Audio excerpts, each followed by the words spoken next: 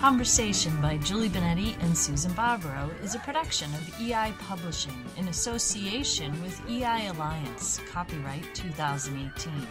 Visit eipublishing.com for more.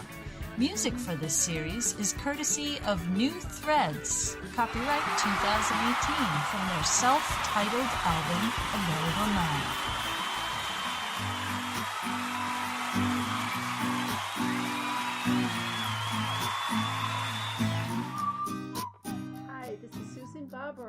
And I'm here today with Julie Benetti to talk about something that's very interesting and I think a concept a lot of people have a hard time with. It's being alone with your thoughts. And I'm not going to sit here and do a psychologist's viewpoint or a Freudian idea of being alone and what it means. The part about this that's interesting to me is coming from a point of empowerment and being by yourself in your own thoughts and in a meditative way, yet I don't want to call it meditation, is accessing the energy. So Julie, you and I, spent a lot of time meditating in the past.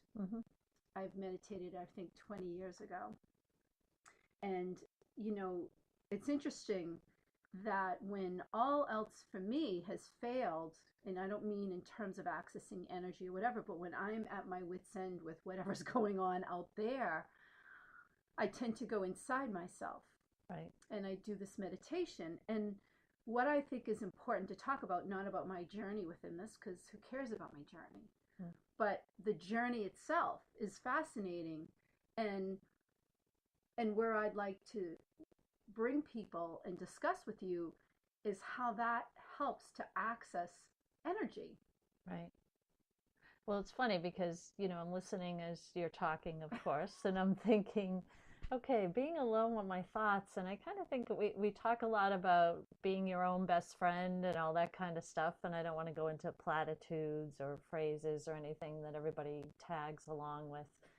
Yet your thoughts, can be something really good for you if you entertain them and construct them and work with them in that way. And why not? Thoughts, I always go into this. Thoughts are energy. Science has proved it, yada, yada, yada. Yet, when you're alone with your thoughts, why is that a bad thing? So I think the answer to that might be that when you're alone with your thoughts, the first thing you do is you have all these, it's almost like the 3 a.m., thing. You wake up in the middle of the night and everything that you've ever experienced comes into your mind. You're overwhelmed with, oh my gosh, all the stuff that could occur, that has occurred, I should have, I could have, I didn't, and everything's magnified at 3 a.m.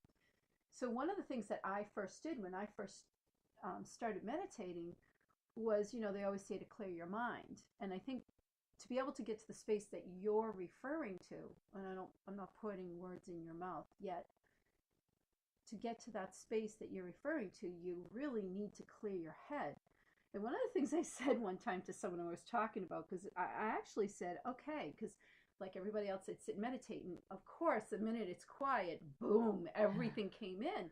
So one time what I did is I said, okay, all the thoughts come on in, everything. And I kind of just, it's almost like I opened the door and like, it's like a closet and like everything fell out. And I just kept saying, all right, keep coming.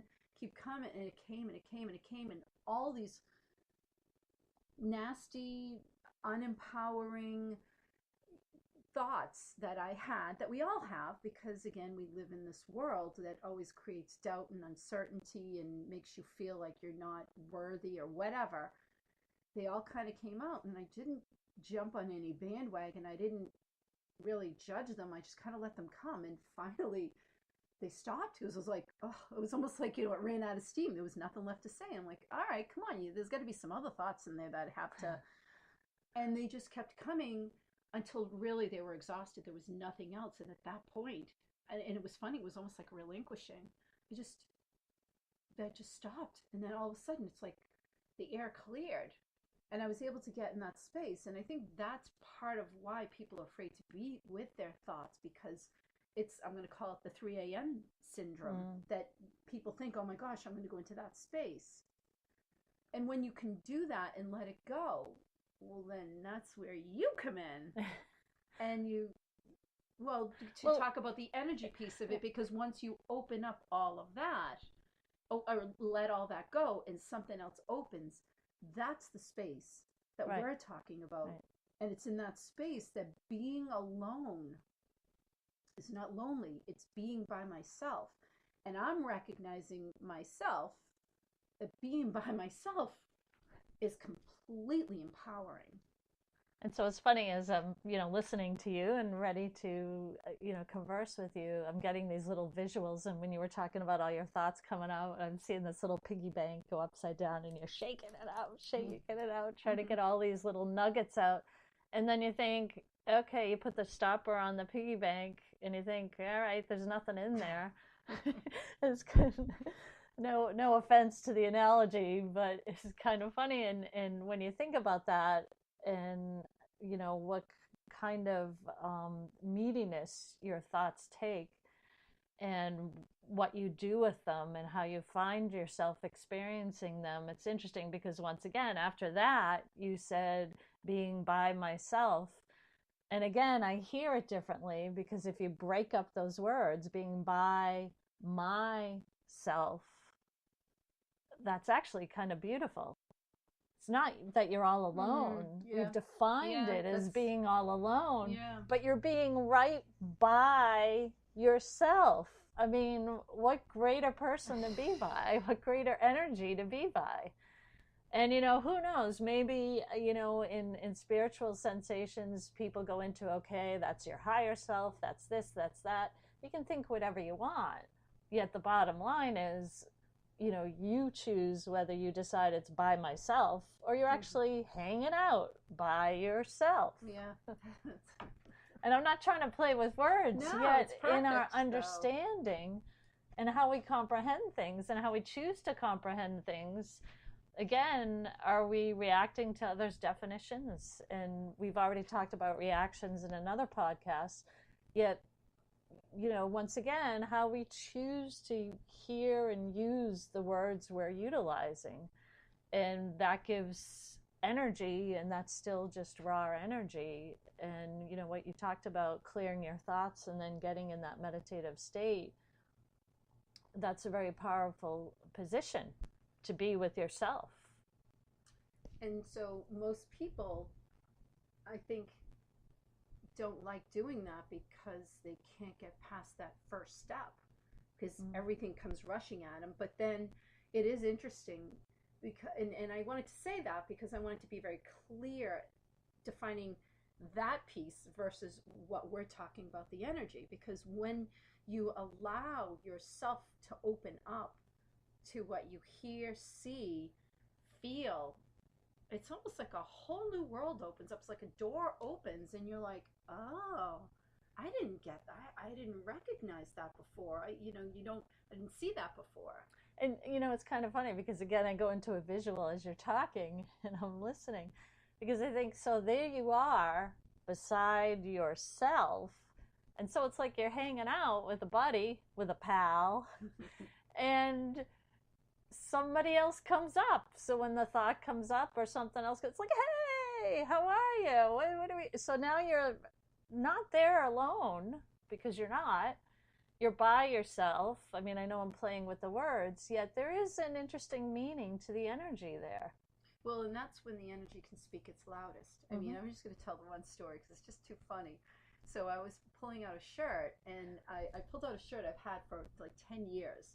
And for some reason, I'm like, I got to give this to Julie. Julie's doing some interesting stuff on the side with some retro shirts.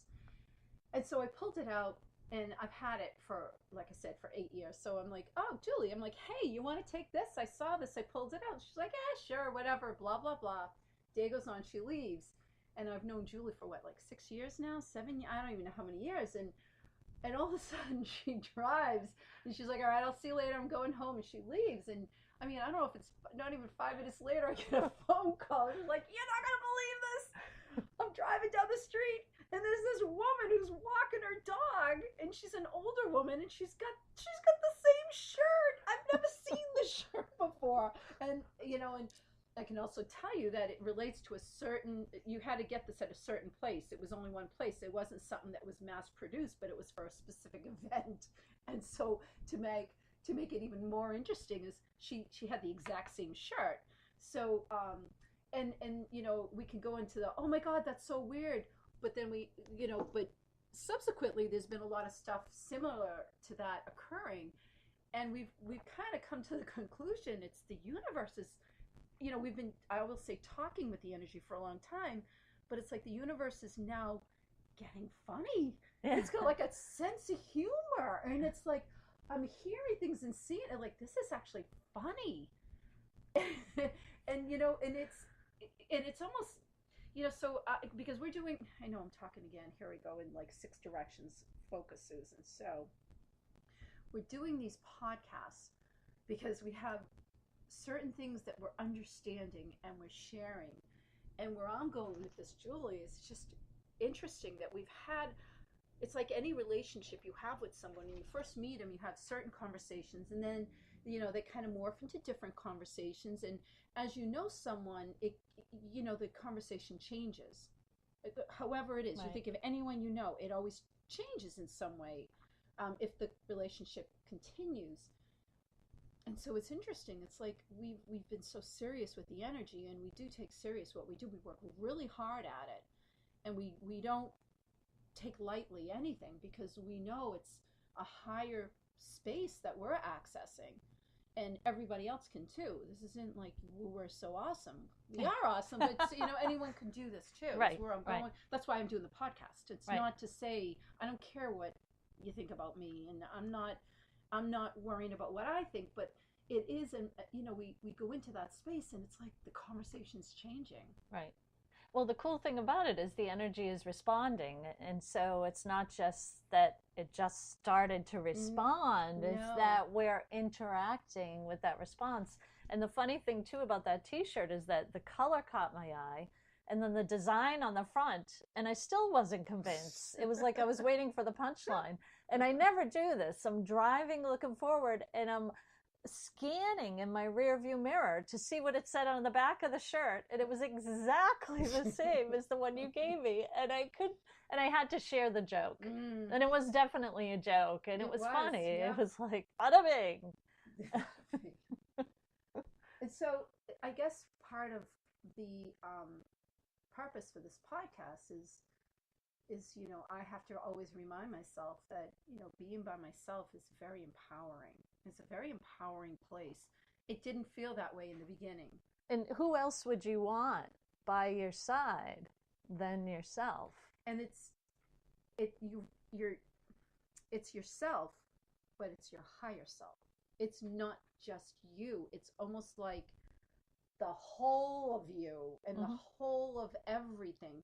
And that's what you access. And people that are psychic and they go into it, sure.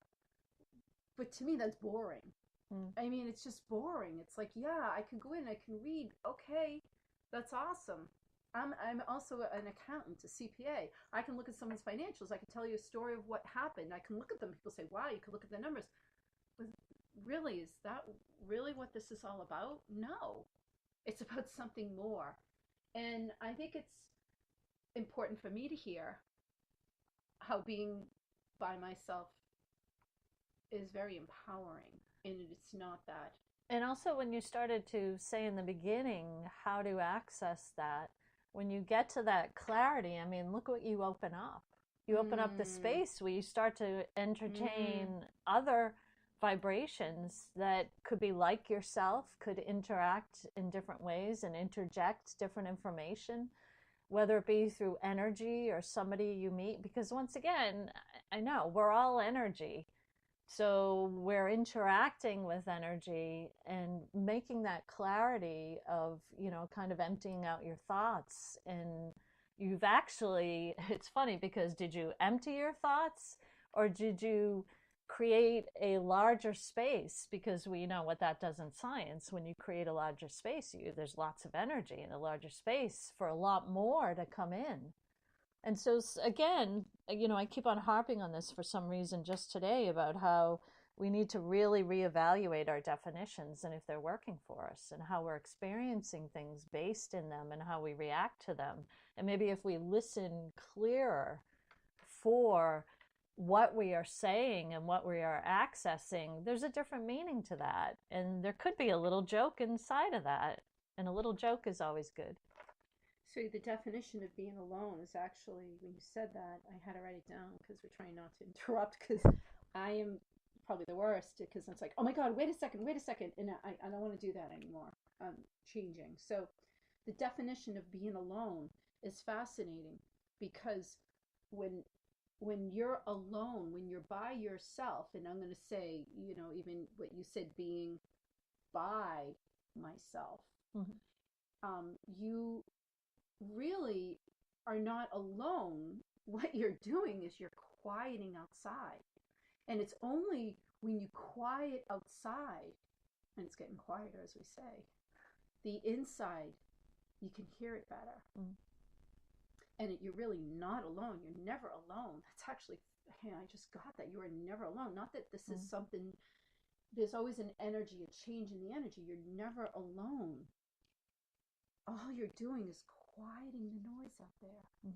And by quieting that noise, you can start to hear something different. And when you feel that, and when you sense that, it blows everything away. And and I talked earlier about a podcast about proving. It's like, I can't prove that to anyone. It's like, you can't experience what I'm experiencing by listening to me.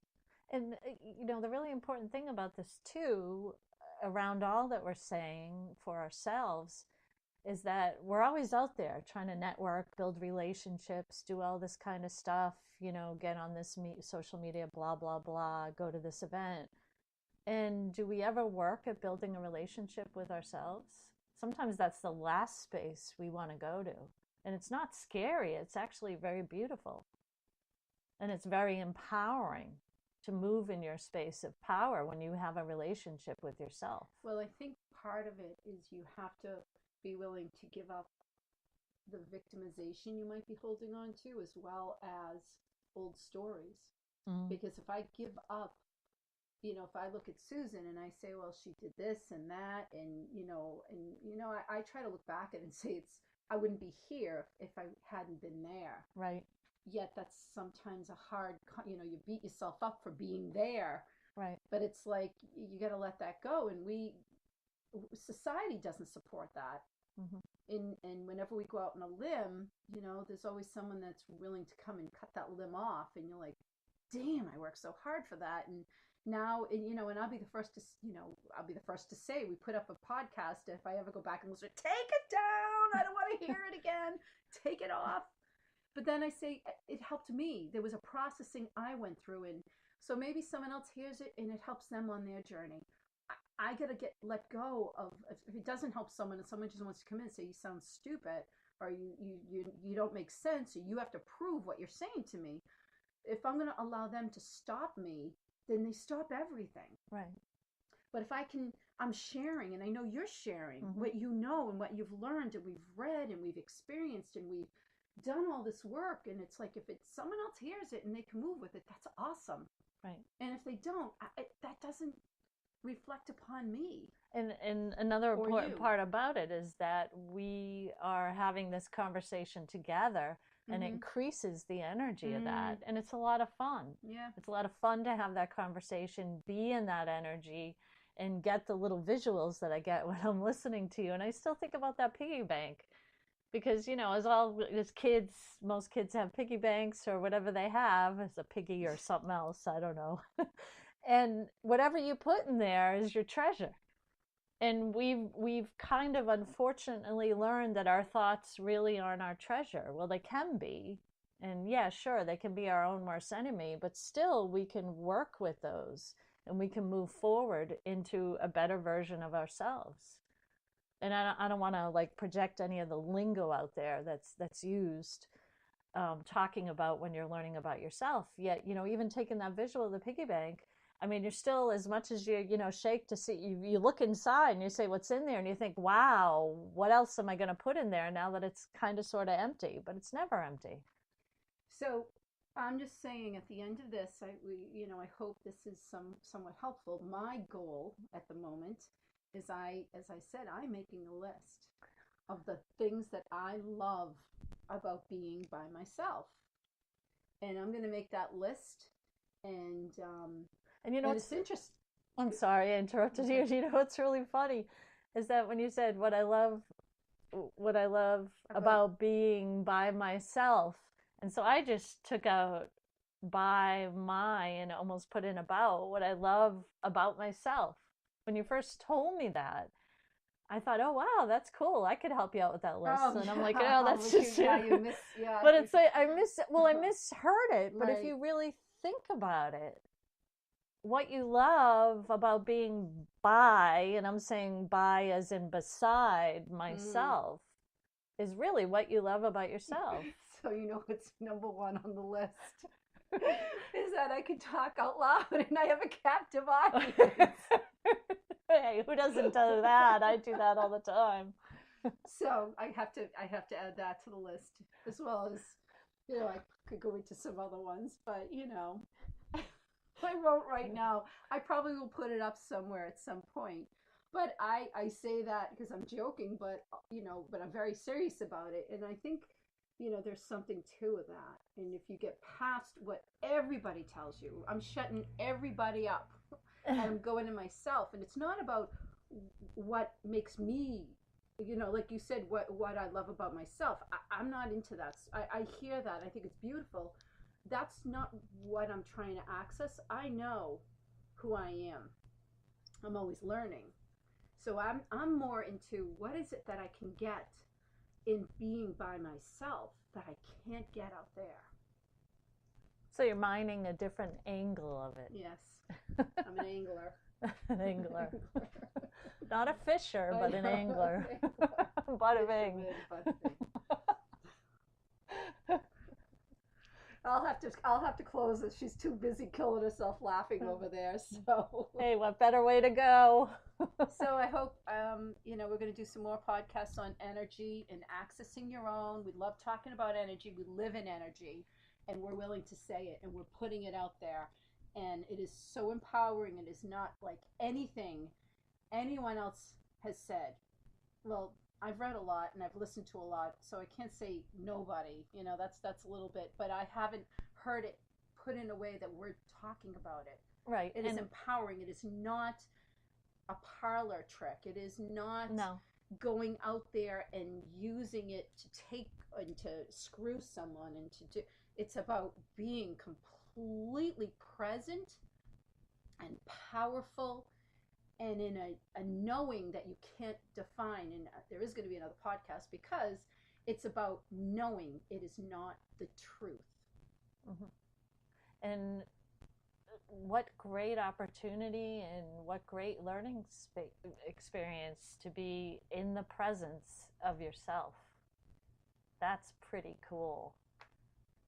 So thank you for joining us. Check out our podcasts on eipublishing.com.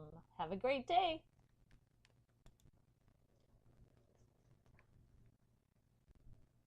Publishing in association with EI Alliance, copyright 2018. Visit eipublishing.com for more.